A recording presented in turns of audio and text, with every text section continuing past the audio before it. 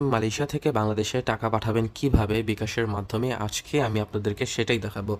তো এই জন্য আমি সর্বপ্রথম মার্চেন্ট ট্রেড মানি ট্রান্সফার অ্যাপসটি ইনস্টল করেছি, তারপর অ্যাপসটি ওপেন করেছি।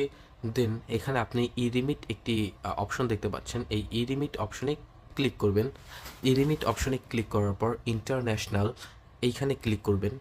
সো অবশ্যই কিন্তু এই অ্যাপসটা আপনাকে রেজিস্ট্রেশন করতে হবে এবং মার্চেন্ট ট্রেড যে ব্যাংক আছে সেখানে কিন্তু গিয়ে কিন্তু আপনাকে অ্যাপসটা অ্যাক্টিভ করতে হবে টাকা পাঠানোর জন্য।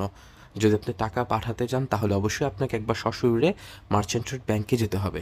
সো এগুলো তো যারা বিকাশে টাকা পাঠাবেন অলরেডি সবাই প্রসেসিং শেষ করে ফেলেছেন, কিন্তু বিকাশে কীভাবে টাকা পাঠাবেন আমি আজকে শুধু সেটাই দেখাবো। তো এখানে ক্লিক করার পর আমি প্রথম টাকার রেট কত চলছে, এক রিঙ্গিতে কত টাকা সেটা চেক করব। এক রিঙ্গিত এখানে লিখবো, লিখে এখানে ব্যাংক অ্যাকাউন্ট এটার উপর ক্লিক করব। এক রিঙ্গিতের বিনিময়ে ব্যাংক অ্যাকাউন্টে পাচ্ছি 27 টাকা 75 পয়সা।